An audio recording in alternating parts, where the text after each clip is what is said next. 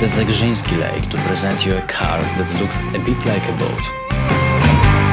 1972 Buick Riviera.